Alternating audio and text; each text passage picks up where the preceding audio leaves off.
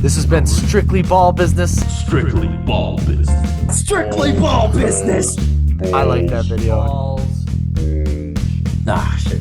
right. Hello. Welcome to Strictly Ball Business.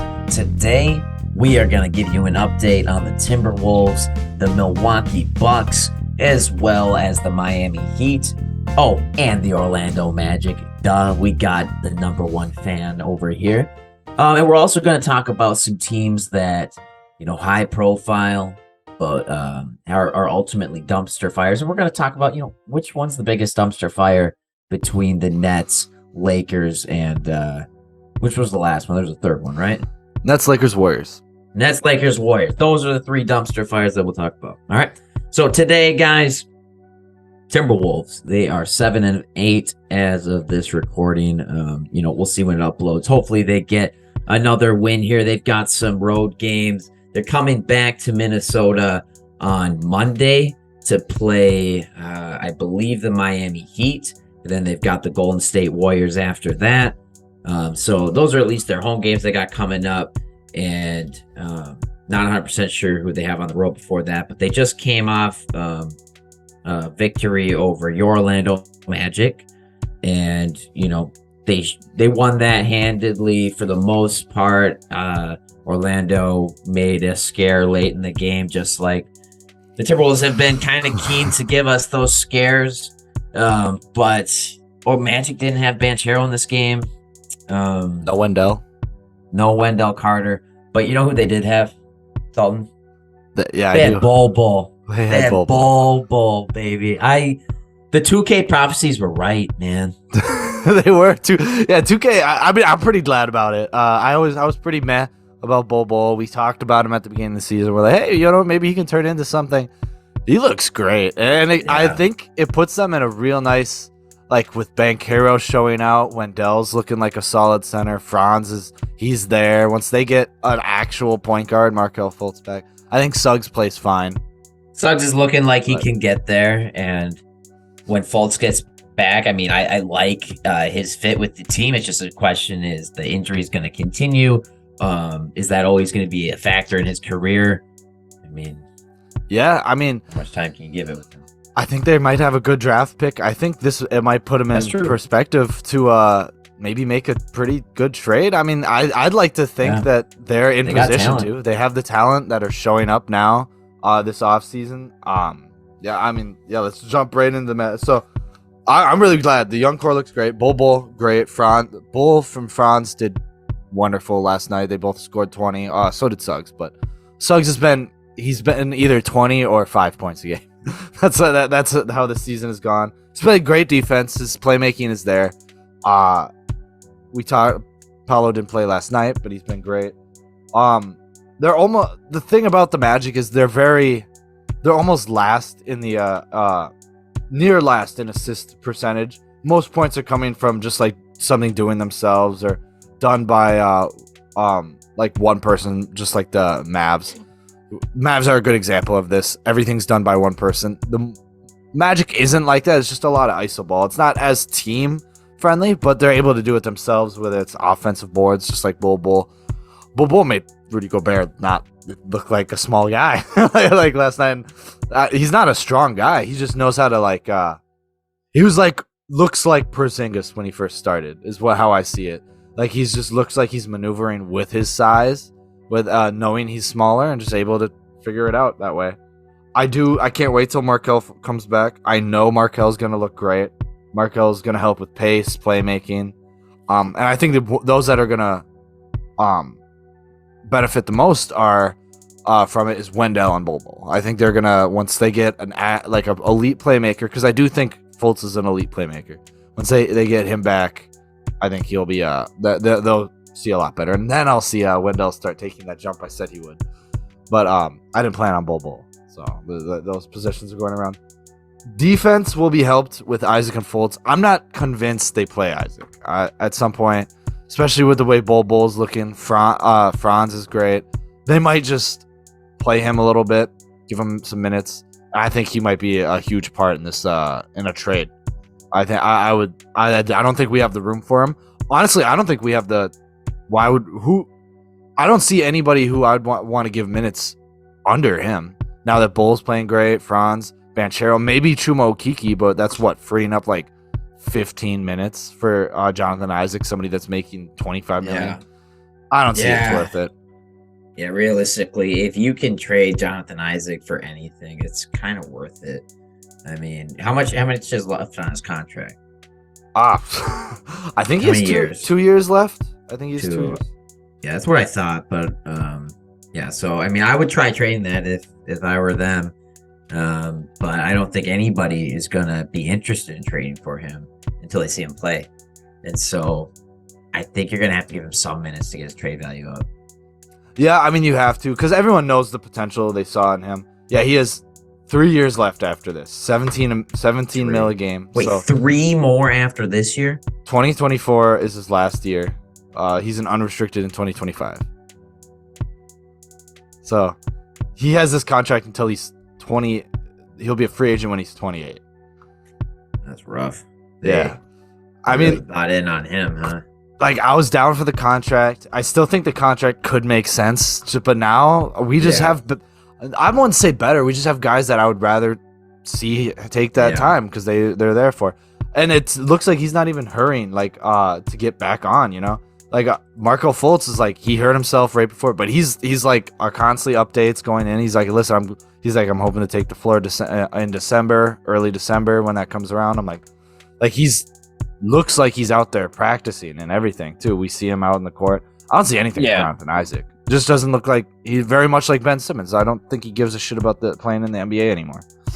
Yeah, it doesn't really make sense. I mean, I just don't understand. Like, I thought this was a guy who was driven, but yet, I mean, are the injuries that bad? He really can't come back. It doesn't. Yeah, to you and to me, it seems like he's just not working hard enough. He's not putting those hours. He's not putting in the I don't know, time with physical trainer. Maybe are there reports that he's not working with Orlando's team? Is that a thing? He's not working with their medical team.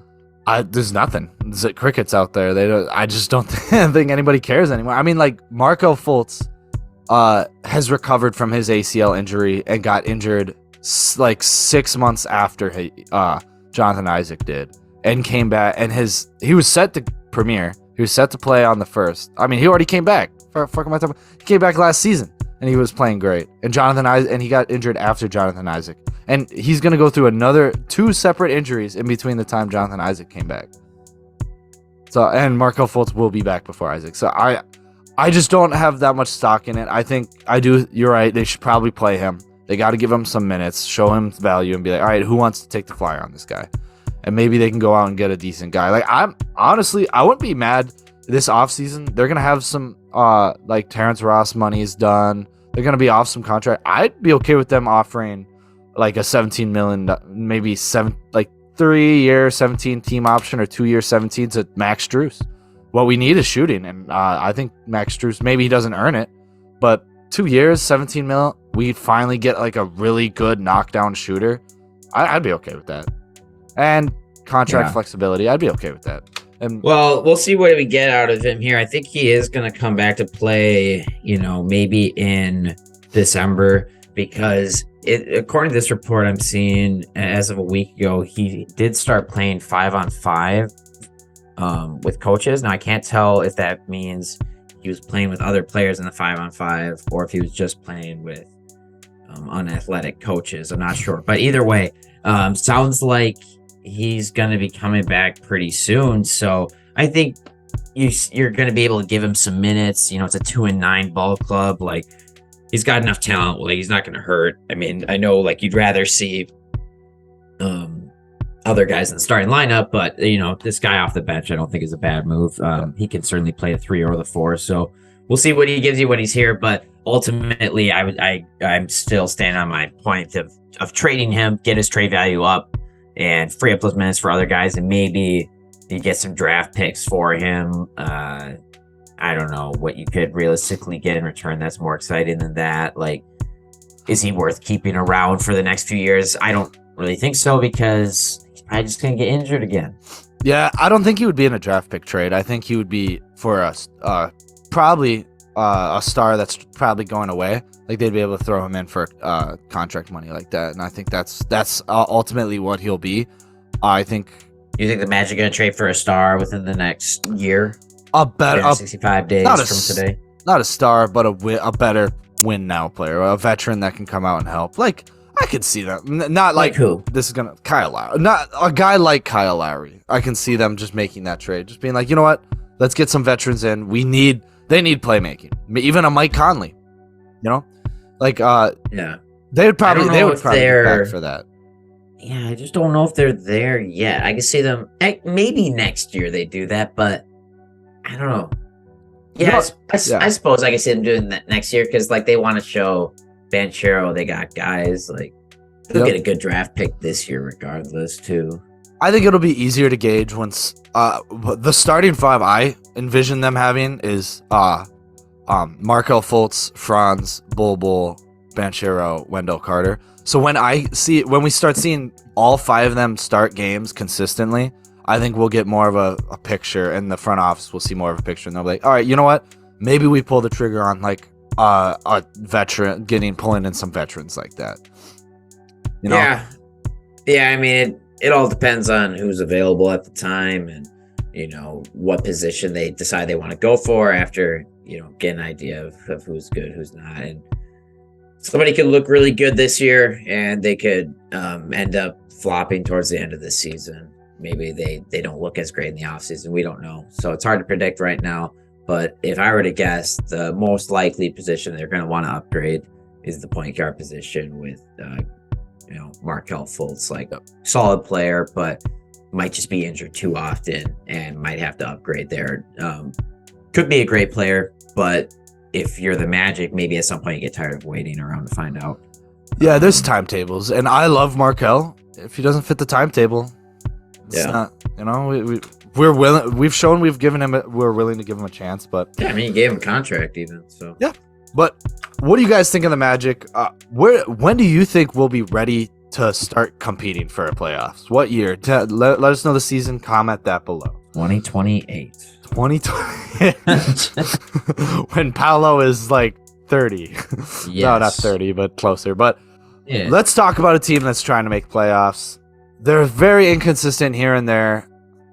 Let's talk about your Wolves. What do you see about your Wolves? What are they doing? Let's start off with the good. What are they doing right?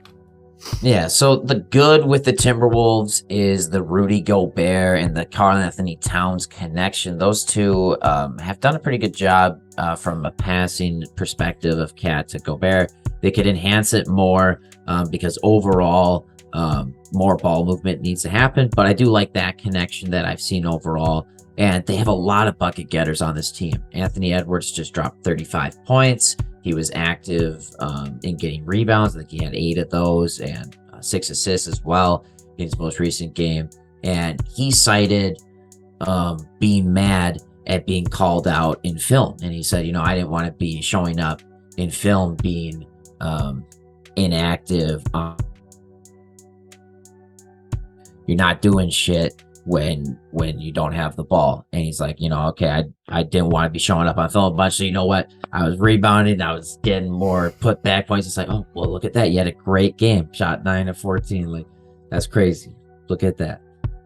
So those are good. And Karl-Anthony Towns overall has been a great player, and Rudy Gobert too, but they need to figure out how to, get everybody on the same page in terms of working as a team. The bad has been not being able to really get going early in the games. They've had a few games where they've given up 10, 20, 25 point leads in the second quarter. And then they play the rest of the game climbing uphill. Luckily, last few games, they put a little bit more effort coming out of the gates, and then you're not in that situation. And then you make some more of your threes. So, I mean, they've been shooting threes a little bit better the last couple of games, but for the most part of the season, they've been atrocious at that. And that's something they need to improve on because that's supposed to be their bread and butter. And if you're going to have a shoot first mentality point guard, he's got to make his shots. And that's D'Angelo Russell. He's kind of been the biggest flaw with the team, as you know. But He did have a 30-point game a couple of games ago. That's kind of like your one every dozen games for D'Lo. He'll give you a gem. We like to see that consistency, though. Yeah, no, for sure. And I think it goes from game to game with D'Lo. Yeah, they're worst. Their offense is per 100 possessions is the worst in the NBA. With their starting lineup, with the first 5 they have out there. Yeah, there's a bunch of egos. Yeah, I mean it's shooting too. With a guy like Gobert, they're gonna get more pressure out on rather than when they had just all shooters on the court. It was just easier. Shooting was easier, but their defense, it's something they're gonna have to get used to. Other teams can do it. Obviously, we've seen like guys like Kevon Looney, like with the Warriors. You can win a championship with a guy that doesn't shoot. And to be fair, last year it wasn't all guys who could shoot. I mean, it was Jared Vanderbilt instead of Rudy Gobert, who Jared Vanderbilt is just as offensively skilled as Rudy Gobert, if not less. No, yeah, that's 100% true. And with the coach is making, like Chris Finch is making alterations to his offense. He's seeing it change, and that's what we want to see. That's what we saw with the Magic game. As Ant Edwards is talking about, it's too crowded in there. So what he did was Gobert's always setting a screen, but he sets a downhill screen where he basically gets behind. He's behind the defender's guy. So then he gets them on his back, and he's essentially boxing them out, and he's not driving in. And that's what gave Anthony Edwards all that room to drive and everything, and he could take up those pull-ups. So they're changing it, or if he's not setting a screen for Ant Eds, he's setting an off-ball screen for either Cat or someone else. So like they're having him more active on the offense. So that's really nice to see that stuff. Shooting they do. Who do you think their best shooter is that gets actual minutes? Percentage wise. Well, it should be Karl Anthony Towns, but it might be Jalen Noel. It is Taurean Prince, who's shooting 43%. From 3. Well, to be fair, I mean, how many attempts per game is that? Is it 2 or 3? I think it's 4. 4? Okay. He's shooting a decent amount. And he helps us out a good amount of the games, I will say. Yeah, I mean, he's giving them. That's what they need is shooting. But who's their second best volume shooter? Is it not one of the other guys I said? Yeah, it's Cat. It's Cat. Okay, you know what? Yeah. But the issue, this is where like I see the root of 36 or what? Exactly, 36% from 3, and Ant is right behind him at 35. Like that's the thing. They're just not shooting the volume. Like they're shooting the volume, they're just not hitting them efficiently. And once they start hitting them, especially those two, because a lot of them have been bad shots. Yeah, I mean, D'Lo's taking pull-ups. He happened to make them on his 30-point game, and that's why they won that game. But he's shooting 26% from 3. Like it's not. I don't know how he doesn't look at his numbers and like realize like, hey, there's an issue, or how he doesn't just like after the game of shooting 6 of 18, not be like, I was pretty bad that game. Yeah. Does he not have that realization? I think it's that mentality where it's like sometimes you have an off game, but be like, they've all been like that for the most part. It's like sometimes you have an on game. His mentality. Yeah, he's at some point he's like, yeah, sometimes you have an off season. It happens every once in a while. I'll be like, wait. We're 15 games into the season now, so I would say that is a reasonable sample size. If not, after 20 games, I would say is more reasonable to say, you know, kind of what you got in your players. Can you coach things out of them? Can you coach things into them? And what I can say is that D'Lo cannot be coached. I think I brought this up last time. I don't think he can't be coached. I think he needs, like, I don't think he can be coached from the bench. I think he needs a guy, like, they need an on-court guy like Pat Bev. There's many of them in the city. Yeah, and, like, it doesn't have to be Pat Bev. It can be a guy like Jay Crowder. I think Jay Crowder would be a great pickup for them, and I don't think they would have to give up much for him if he's available. That, like, Rudy Gobert he changes your defense by actually doing it. Pat Bev is a guy that he's on the court. You saw him. He's yelling out. He's pushing. He was pushing guys. It makes the guys better. No, you're right. I miss Pat Bev. I mean, that has been a huge loss for us. And it's honestly, if he's on this squad right now, like, we're probably like, I don't know, we're probably 3 games better. I think he's legitimately that big of a difference. At least. I just think you need a guy on court like that. I think a Jay Crowder, a Marcus Smart, these are all guys that are like that. Like obviously Draymond Green, where they're vocal leaders on the court, and they don't have that, and that's what they need. Yeah, I mean, to have a coach who is a player, it's a different type of voice. It resonates differently. And if they echo, the same things the coach is saying, and then add other things into it, then yeah, that's invaluable. 100%. I totally agree. Yeah. I don't know. They definitely, this offseason, they added guys who don't seem like leaders to me. Like Gobert, love him. But he's not really going to be a vocal leader. And how can you expect him to be? He's the one joining this team. Yeah. And, and there's already the cultural factor. I don't know if that has any issue sometimes, but it seems like guys judge him just because he's from a different country. As bad as that sounds, like it seems like guys in the league honestly just disrespect him because of that, which is weird. Yeah. I mean, I saw an exchange with him and D'Lo where D'Lo was just like, he's like, hey, man, like a play just happened, and I think he like fouled him or brushed him off. Yeah, he brushed him off, and I was like, I don't know what D'Lo was saying. I'm not saying D'Lo was probably just being like, hey man, next time you got to do this, but like I see D'Lo out there trying to be a leader, but it doesn't. Like the problem is that he doesn't lead by example. Yeah, that's it. Yeah, where they're like, just. How would you know if that's the right choice? They're like, what are you doing? Like, yeah, how can you trust what D'Lo says when he's the least efficient player on the team? Yeah, and defense is not good. Probably the worst on-ball defender. And they're not reading the stuff online. Like they probably are. Yeah, I mean, yeah, you can only read so much and take so much, but yeah, and I get that. But his teammates, they are thinking things about him. Is what I'm saying. I mean, I'm sure him and Cat are still good because they're buddies and all that, but you telling me Cat's not a little frustrated that his buddy's not playing amazing? Yeah, can't pretend like he is. No, Cat's been the most consistent offensive player, but he's also been one of the worst defensive players on the team. So it's like, who do you hold? Who holds who accountable? Is it Cat or is it D'Lo? It should be both of them, but so I got a hypothetical. So and I wrote up a trade and I want to see what you think. All right, let's hear it. So this is off season. This has to happen in the off season. So say everything goes, and this is how I look at it. I'm like, listen, we've been losing basketball in Minnesota for so long. Maybe it's time to trade Cat. We just got Gobert. He's proof in the pudding. Maybe you're not trading Anthony Edwards. And should you trade D'Lo first before Cat? Yes. Can you find we've talked about this before. Position for position trades are very rare because you would want a point guard. You'd need a point guard. All things considered, he's been a good playmaker. Maybe they just shake it up and be like, you know what? Cat's not it. Let's look at for a trade. So this is what I have. It's kind of doubling down on Gobert. So it's my man's going straight into theoretical Cat trades. Yep. He's off the wagon. Yep. So it's Cat. It's only Cat going, but it's the Grizzlies. They're sending Danny Green. They're sending Steven Adams, Desmond Bane, who's obviously the big point in this, and 2 first-round picks.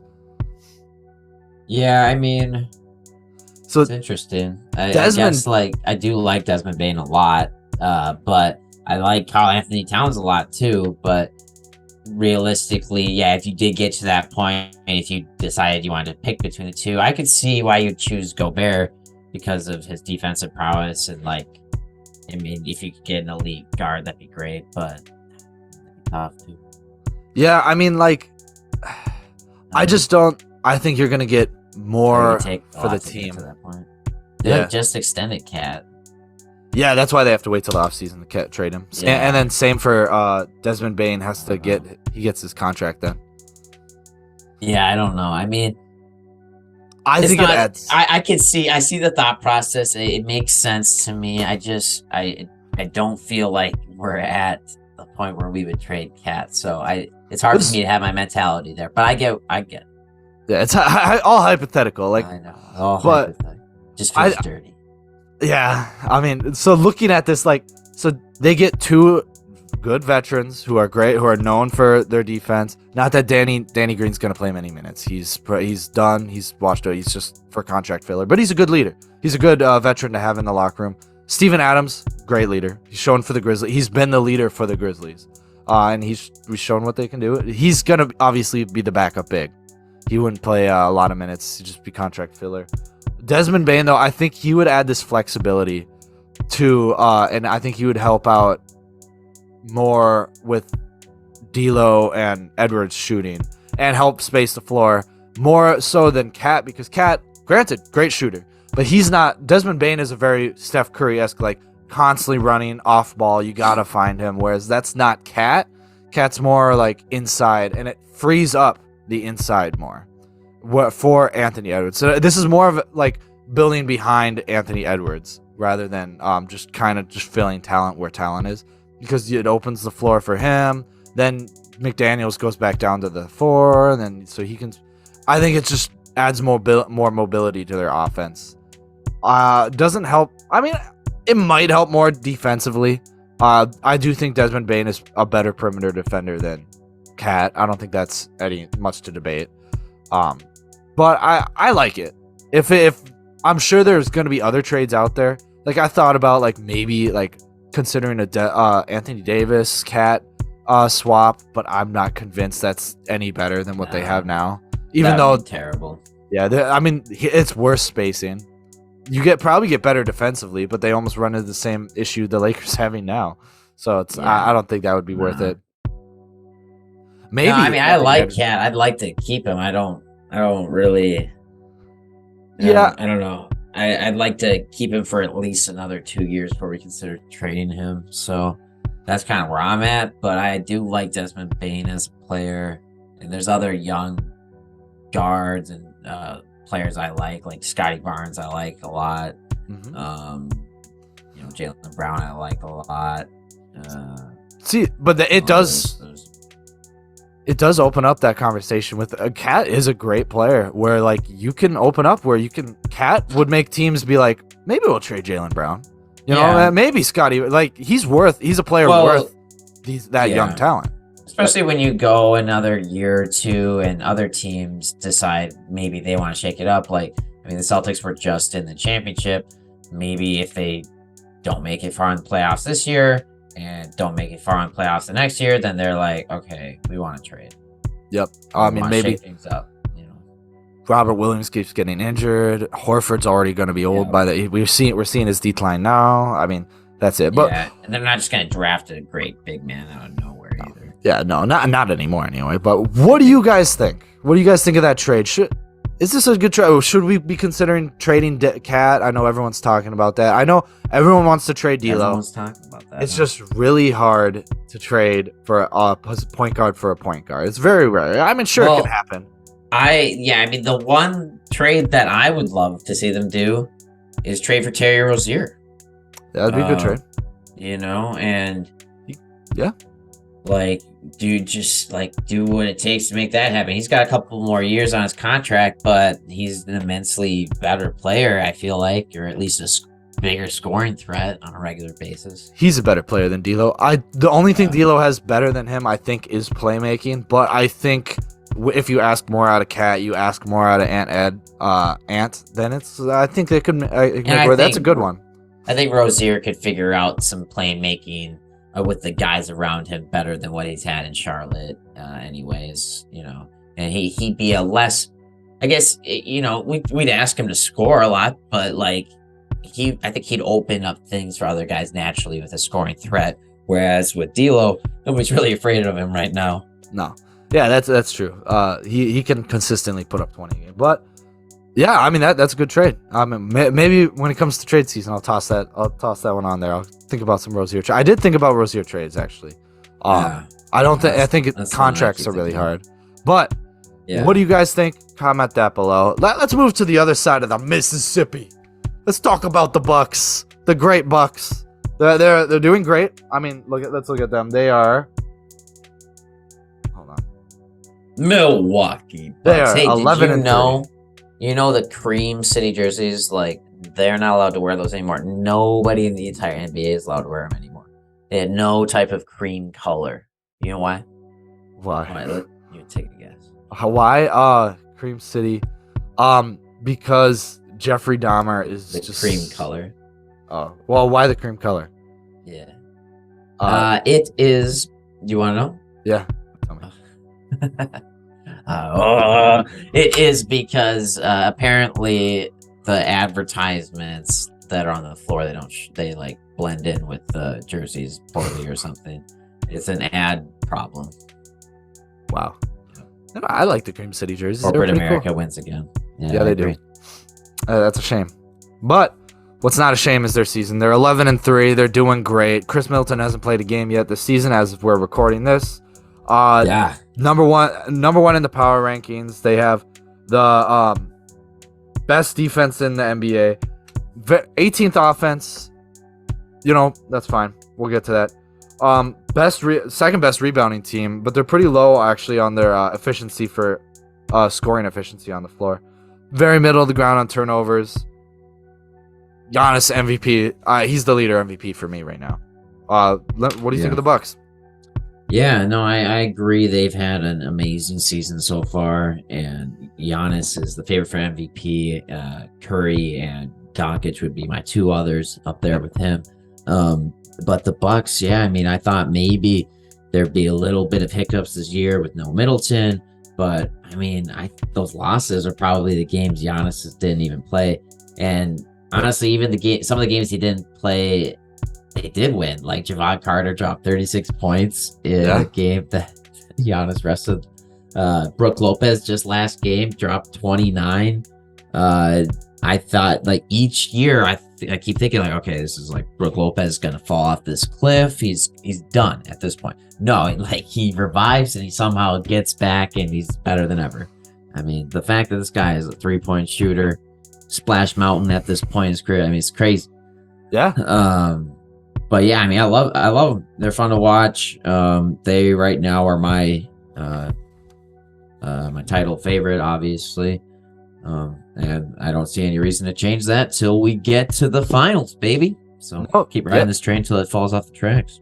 100%. Yeah, I mean, we've seen the scoring load get taken up by Grayson Allen, who's been doing a good job. Lopez, who stepped up, and Giannis, he's having another MVP type season because he's taking all those possessions too. Drew Holiday is stepping up on scoring too. That's awesome. Their offense is a lot of like drive and kick with a lot of off-ball movement. I mean, it's how it's always been, and they've just been great. They make Coach Bud has been making the modifications to the offense as they go throughout games. I think they've really hit their run. They know what they're doing. They're the same Bucks team we see every year, but it's just hopefully injuries keep them in the playoffs this year. I mean, they almost beat the Celtics this last year. To 7 games without Middleton. So I think with Middleton, they're just the scariest team in the NBA.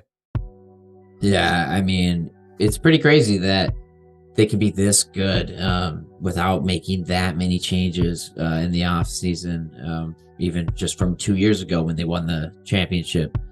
Bobby Portis is great, man. Like, he's just getting so many rebounds. He had like 21 rebounds in a game. Yeah. I don't know what he's averaging. I think he's averaging at least 10 rebounds, though. That's crazy.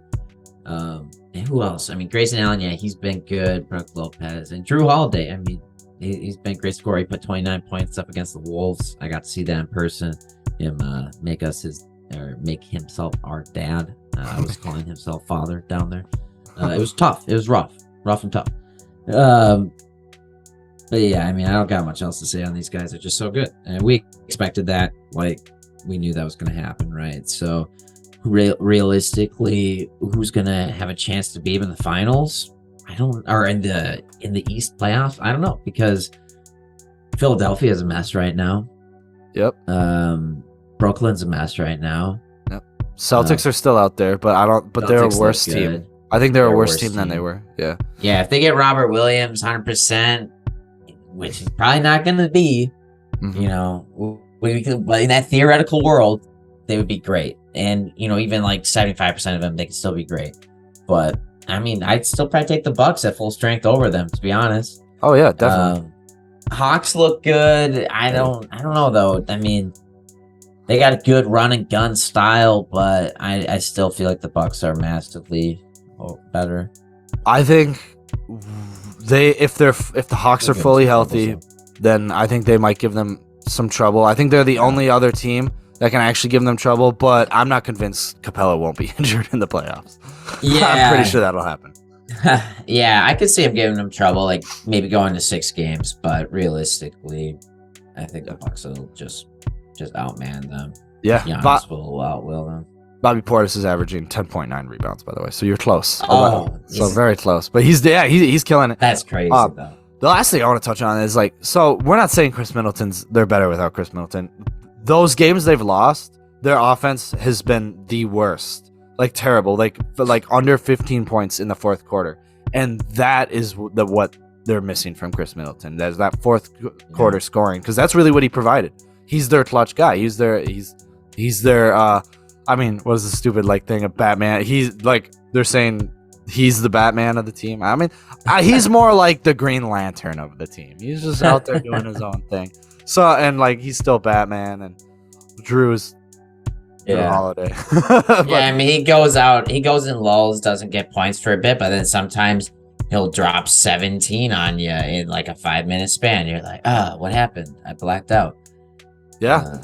I mean, he's a baller. I mean, he could shoot, so he'll help out their mid-range and their 3-point game a lot, and their spacing overall just makes things easier for Giannis and for Holiday. So, I mean, yeah, just because they're winning games now doesn't mean that they won't be better, because they're gonna just get that much better. They're just that much. They're just that well coached. They're that honed in. They're so disciplined. It's kind of funny how people were calling for Budenholzer's head every year for a while. Now it's crickets on that. Now he's just known as one of the best coaches in the NBA. They're like, oh, yep. I think they obviously he's to shut up on trying to get him fired forever now, I feel like. Yeah, I mean, they're he's not making any adjustments. He's all right. So now he's makes adjustments, and they're doing great. And they won a championship because of it. So the next year, so yeah, that they're doing great. But let's talk about a team that originally I thought they were gonna challenge the Bucks, and they had a good chance at doing that. But they've had a very disappointing season so far, and that's the Heat. They're just fallen off. I mean, let's look at where they stand in the standings. Nobody's been playing well. Their defense has just kind of fallen off. They are sitting at, oh my God, where are they? Oh, they're 10th. They're 7-8, they're just as good as the Timberwolves right now. Yeah. I mean, Max Drews is playing well. He's stepping up. Jimmy Butler, it doesn't seem like he's doing enough. And overall, it seems like the Kyle Lowry signing is going to be a bust. I'm not going to see that as a great return on their investment. And I almost think they're trying to maybe upgrade at that position ASAP. Yeah, I mean, that's what they've even been in talks about Russell Westbrook, bringing him as their point guard. That's how desperate they are. And I mean, I don't think that would get some energy there. A guy that can move. Yeah, I mean, their defense that's it. Their defense has fallen off. They've always been known, their offense, their 21st ranking in the offense. That's typical for a Heat team. That's fine, we know that. But their defense is 17th, and that's not going to cut it if they want to be good. Bam, I expected myself Bam to have a better All-Star year than he has had, and he's also, he's had games here and there, but it doesn't look like that's what's happening. Jimmy's never been the best offensive player. He's been he's been able to carry them, but if Jimmy's carrying your offense, it's not good. Kyle Lowry hasn't turned out. Duncan Robinson's fallen off. Their shooters are still shooting well. Tyler Herro's still shooting well. Yeah. Jimmy's actually having the best 3-point season of his career. He's shooting the most efficient he has. Strus has been great. It's just their rebounding could improve. I mean, where's their rebounding at? They're 21st in rebounding. That's fallen off. Tyler Herro is their second best rebounder. Yeah, what big man do they have outside of Bam? That's too much for Tyler Herro. Who else do they have on their team? They have Dedmon. Dwayne Dedmon has been getting solid minutes from the Heat for 5 years now for some freaking reason. Because he can shoot. That's pretty much it. Yeah, I mean, it's just so random, but you'd think they'd be able to get some solid rebounders on this team. I don't know. It's just weird to me. they've got some really great shooters that they've been able to churn throughout the system, but somehow they aren't getting enough good rebounders and they're not getting enough good big men in general. No, they're not, and it's a shame because I like to see them. I just think I don't know how to correct this. I mean, like, I'm sure they'll figure it out. Eric Spoelstra, top 5 coaches in the NBA, but I do think their offense is also like, if their defense isn't there, you'd like to think their offense, but they're slower. They're just not getting it. I mean, I don't know. They're just disappointing. The players are just playing worse. It's not like there's not like a big change in the team from than they were as last year. They're just worse. They're just not playing as well. I don't know how else to say it. Yeah. No, I mean, I guess they didn't put the work in during the off season to get better. Maybe they're out of shape. Maybe they're just not, like, they letting other teams pass them, I guess. Like, other teams are looking better. The Hawks are looking better. The Knicks are playing well. People maybe didn't expect that. There's lots of solid teams in the East. I think, like, the West being better than the East, like, saying that's been a thing for years isn't necessarily true anymore. I think the East overall is a better conference at this point. Or at least they're pretty close. Yeah, I mean, the Pacers are sitting at the 6th seed, and the Wizards are sitting at the 7th seed. These are teams that they should be better. Knicks are at 8. These are teams they should be better than. You could make an argument they could be better than the Raptors, who are at 5. These are just teams they should have been better. But here, I have a question. So, I mean, they were the 2 seed last year, right? The Heat. Yeah. So I mean, you'd think off of those expectations, you're like, hey, we want to finish at least the 4th seed. Yep. And not let these sorry teams finish that. Yeah. So I got a question. So it was a huge thing about Tyler Herro getting moved up to the starting lineup. Do you think that has any effect on how they're doing? I mean, because it should be like a lineup should be like Kyle Strus, Jimmy, and I don't know who's their power forward. Whomever their power forward is, and then Bam Adebayo. Yeah, you think Tyler Herro, that has any effect on what's happening, or you think it's too small? It has some effect, but not enough to why they're doing bad. Because it's their defense that's hurt.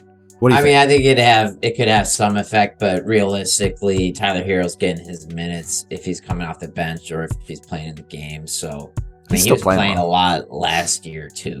Like, he was off the bench. So I mean, I don't think it has as much of an impact. It could be an impact where he's making their overall defense worse in the starting lineup, but does Tyler Herro's defense have that bad of an impact? I think it's just like multiple guys are playing bad defense, right? It's not just him. Yeah. Also, I think it's lineups. That's why I think a Spoelstra will be able to figure it out. I'm sorry. Yeah. But yeah, it's just lineups. I think they're gonna turn that around. But I don't think they can beat the Cavs now. I don't think they can beat the Hawks, Celtics, or Bucks. I think all those teams are better than them. So the best they could do is a 5th seed, and even then, the way this season started off, I think the Raptors are better than them. So maybe they'll catch a 6th seed. Just gotta take each game one day at a time. Maybe they can turn this around. It's still early in the season. I mean, if anybody is gonna get their team honed in, it's gonna be an Eric Spoelstra-led team. So I could see them finishing 5th or 6th seed. Still, I think it's still really early in the season. I mean, to say the Cavs are definitively going to finish ahead of them, I don't know if I can agree with that. I think the Cavs still could definitely fall down in the standings, even though they've looked pretty good overall. And the Raptors as well, they look pretty good, but I can see them falling too. So you never know. I'll give them a chance, but they're pretty old. So if anybody's susceptible to injuries, it's the Heat. Yep. But what do you guys think? Let's predict. Comment below what seed you think they'll finish the season at. Well, comment that below. Let's talk about it. I'm going to go with the 6th seed. Going to 6. I think they will finish. I'll say 8th seed. I think they're a playing team. Well, I don't. I think the Wizards will keep up their. I think the 76ers will get better, and I think the Knicks will keep up their heat. But I think the Pacers and Wizards will fall out, but then they'll catch the 10. But let's talk about three other disappointing teams. You alluded to it. They're dumpster fires. They have three of the best NBA players in the NBA for the last decade. Let's talk about the Nets with Kevin Durant, Lakers with LeBron, or the Warriors with Steph. Which team has disappointed you the most this season? Yeah. First of all, it's interesting that these are the teams because these are the teams that often get talked about the most with the national pundits, and it's hilarious to see them all struggling, even the Warriors after they won their championship. I think, the most drama has clearly come from the Nets this year, but I think the most surprising dumpster fire has got to be the Golden State Warriors. And, they have got to get it honed in. If any of these teams has excuses, it's not them. Because, they just are fresh off a championship, and they're basically coming into this year with the same team. But you know what? They still have those young guys that aren't getting any minutes that they could have traded and gotten a player that maybe would do something for them. But instead, they're just losing value every day. Of course, James Wiseman, now they've sent to the G League, hoping he can learn some basketball skills. And then what? What's going to happen? You going to finally give him minutes when he comes back? Or are you just going to keep giving him all to Kevin Looney?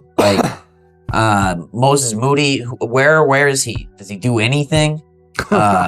Jonathan Kuminga seems like he's got some value. But again, is keeping these young guys supposed to be, when Curry's gone, we can keep competing? What's the point of that? Because he's probably going to be in the league another minimum 5 years, right? Yeah, he's got a while. Maybe 6 or 7 more, maybe even more than that. You need to buy in to being as competitive as possible with him, because what else is the point? When he's gone, you're not gonna have a championship competing team unless you have another player like him.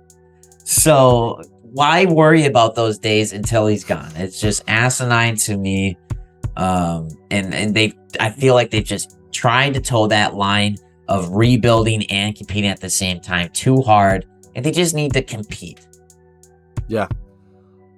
Let's look at these. So right now, Warriors are 10th in offense. If you had to guess their defense, where would you put them?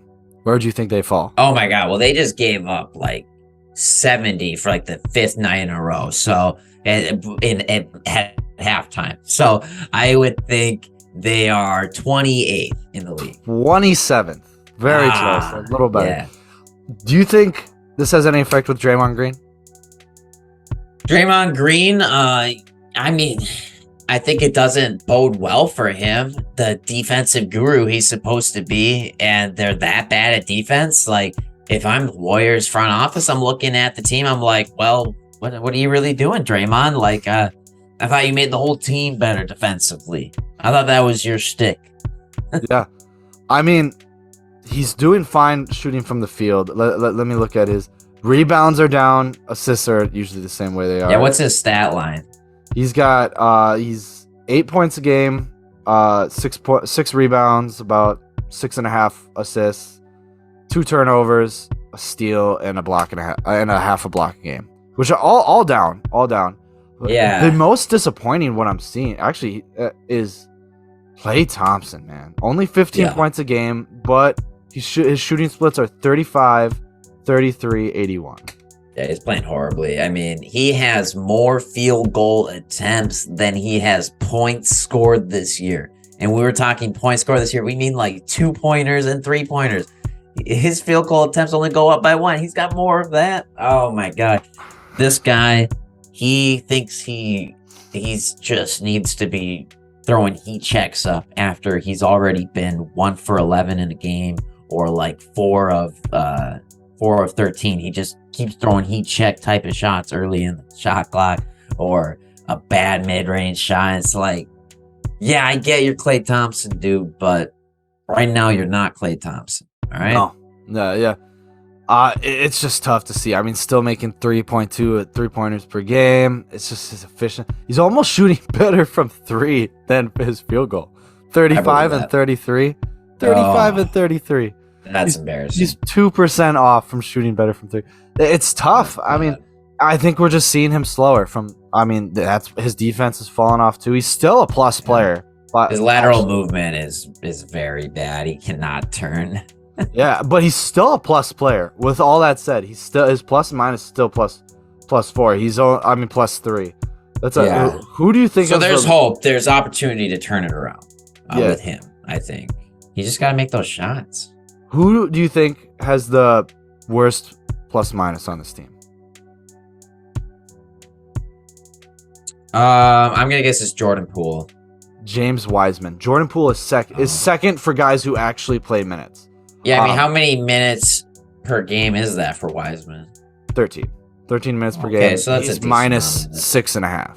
Minus 6.5. That's so rough. Yeah, Jordan Poole should have traded him a year ago at least. Yeah, I mean, yeah. Jordan Poole. He's still 16 points per game. He's shooting efficiently, but he's only 33% from 3 too. And he's a turnstile in defense. Yeah, he's negative 4.4 on 28 minutes a game. Very bad at defense. Yeah.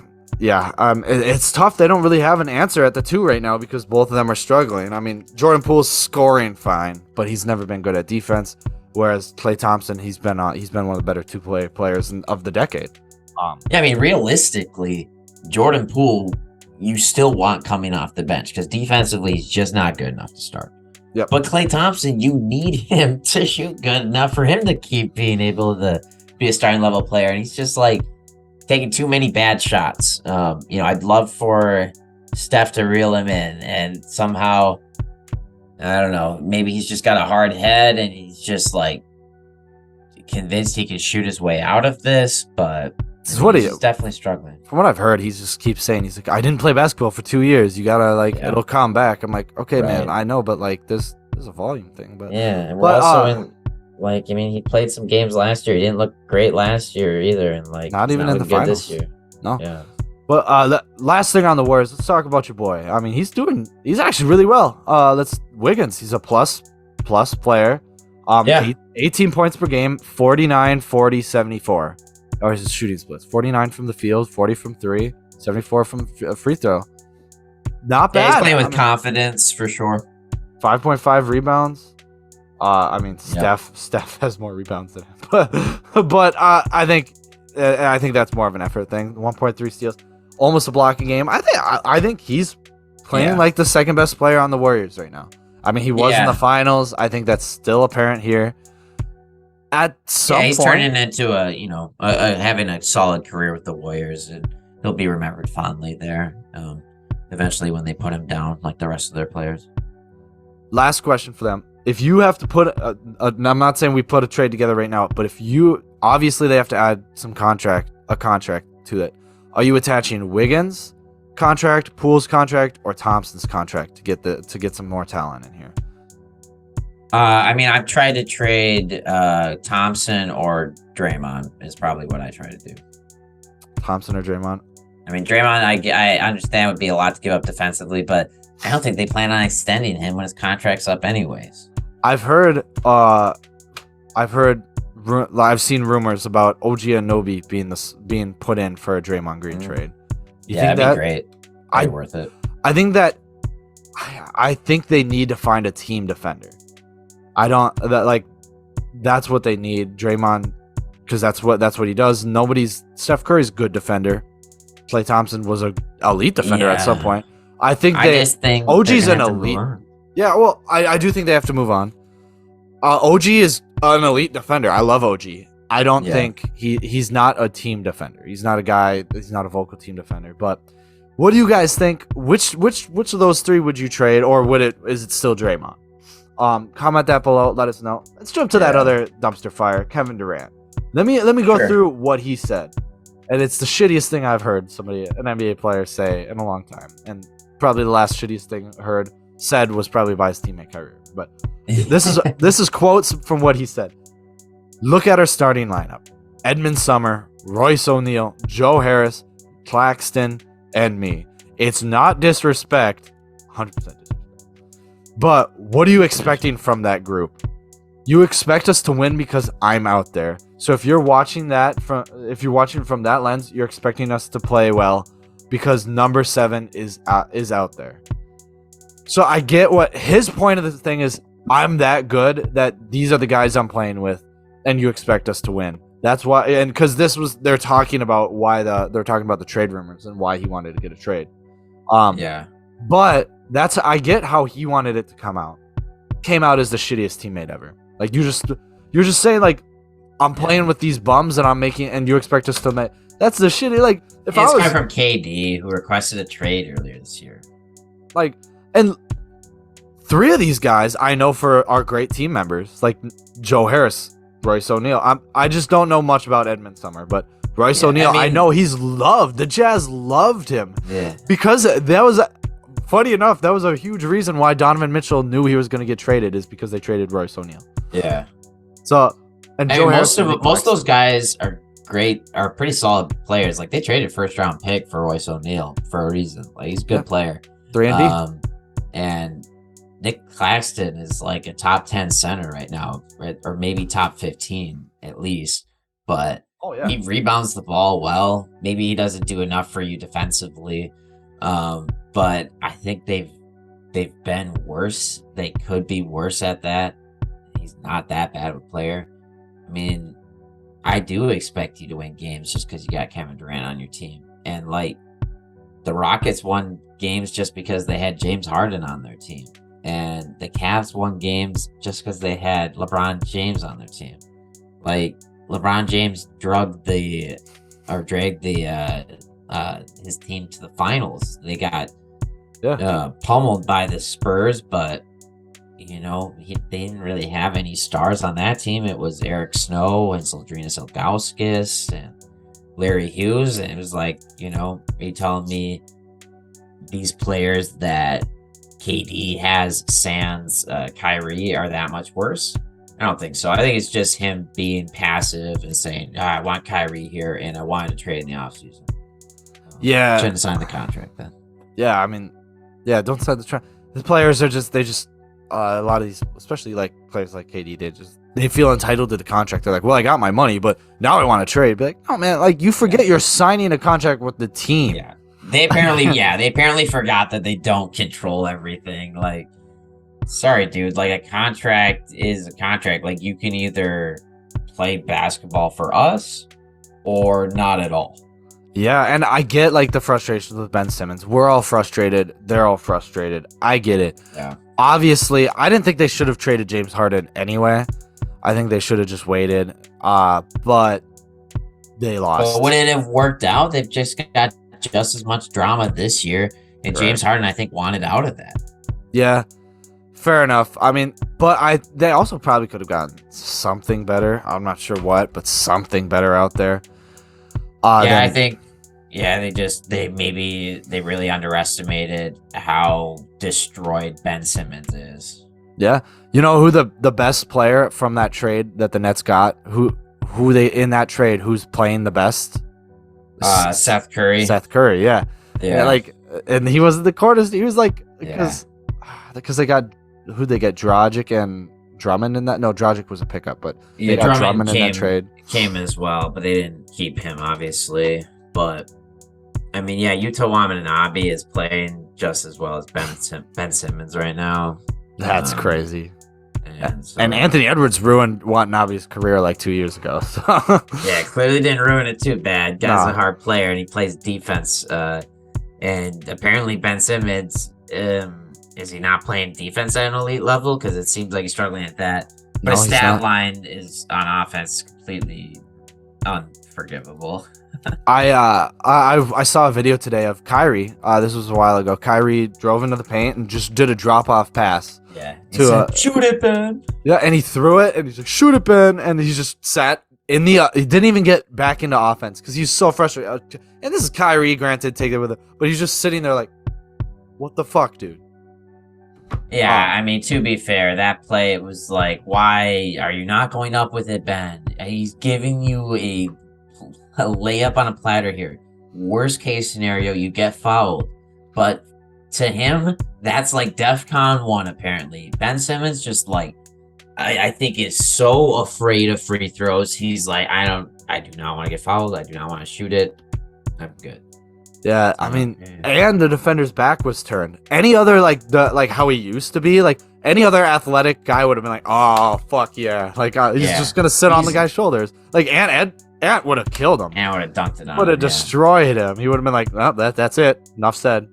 Yeah, mentality matters a lot in the league. I mean, it does. You see it like just between who gets better, who gets worse, and right now the trajectory for Ben Simmons is not good. If he wants to turn it around, he needs to put in some effort.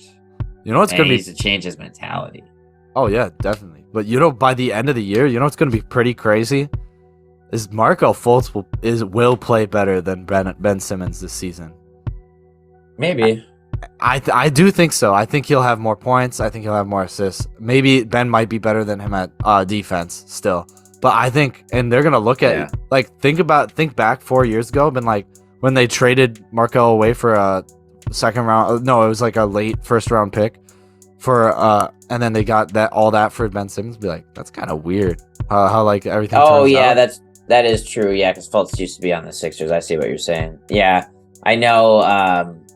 The Sixers were impatient with waiting for Fultz, and like they thought Simmons was going to be a star. I mean, when Simmons was in college, dude, they were talking like he was going to be LeBron coming into the league. Like, yeah, people were out of their mind apparently, thinking he was just going to be this dominating slasher, and he was going to figure out shooting later on. But you know what? He could score at will in the paint.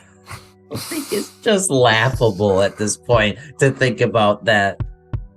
It's tough. I mean, like I didn't like Ben Simmons, but then I started to like him again, and I was like, all right, maybe this guy needs. But it's like, yeah, I mean, I had high hopes for him him this year, but he is falling flat on his face. Yeah, but what do you guys think of this whole situation? Are you just like, you know what? Nets just fucking blow it up? Or even the Swamp Dragons fans? Are you guys so tired of this? I'm curious. Let us know what you guys think of all this. Are you behind KD, or what do you guys think? Comment that below. Let us know. But do you have anything else you want to talk about, Alec? What else is going out there? I mean, let's check out the standings right now. I'm gonna pull up the standings and just see if I can fire off any good wit your way. My way. Yeah, how are you doing in your fantasy matchup this week? I'm getting killed. Killed. Yeah, all my centers are out this week.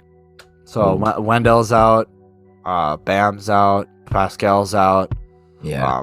So that I'm getting, I'm losing on rebounds. I do have. I was looking at the stats. Like I should be fine. I'm actually working a trade right now. With Kevin for. I'm trading Wendell and Getting rid of Wendell. Wendell and what's his name? Oh no. Mathurin, Wendell and Mathurin, I'm trying. And next year's first round pick for Banchero and whomever he drafts. So trying to get Banchero. I see.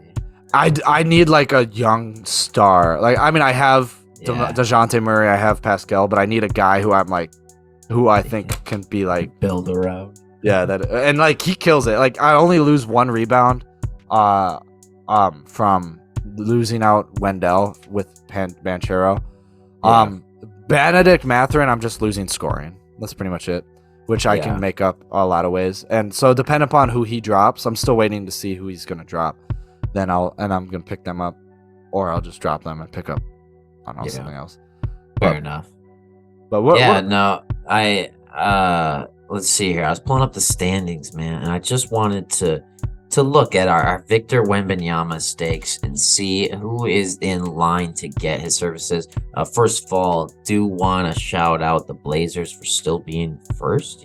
Thought maybe they'd be fighting for Victor Wembanyama, but no, they are superstardom. They are finals bound. Maybe we'll see. But hey, Victor Wembanyama bound right now. The Rockets have a great chance, and so do the Pistons. They are both 3-12, and the Pelicans. And then the Pelicans, because of the Lakers, so rough at 3-10. Hornets are 4-12. That's the one team, right, where we're talking about. You get LaMelo Ball paired up with Victor Wembanyama, and we just saw LaMelo Ball Spree sprained his ankle that he just got back from because he tripped over a fan who had their legs out in the front row of the game. So some elaborate tankathon stuff going on in Charlotte. They want Wembanyama bad, it seems. They're willing to even hurt their boy for it. Yeah, I mean, they weren't winning games with him on anyway, but it is tough. Yeah. That is tough. Unreal. That's tough. Damn, the Warriors are 12th. That's really fucking. That's surprising. But they're that's a shocker. They're all. It's they're 12th, but they're only realistically- 3.5 games out of first. Yeah, realistically, it's 6-9 is early. You know, like I think realistically, the Kings, like, yeah, they're winning games. I think I could see them in the play-in, but they'll probably fall back. The Jazz are gonna, I think, ultimately fall out of this. It looks like they're on a 3-game losing streak now, so we'll keep that going, I'm sure. Denver Nuggets, I knew they'd be good, knew the Suns would be good. Pelicans, I think realistically, they'll probably still be in the playoff mix. There is a lot of good teams in the West, but I think the Warriors, they just, like we said, they're going to have to get rolling. I don't see them being like a staple in the Wembanyama sweepstakes. Spurs are winning too many games to be in the sweepstakes, though. I got to tell you, too many games. Oh, I know. But I do think they can fall back down. Yeah. They got to lose some more. They're trying too hard. That, Sohi?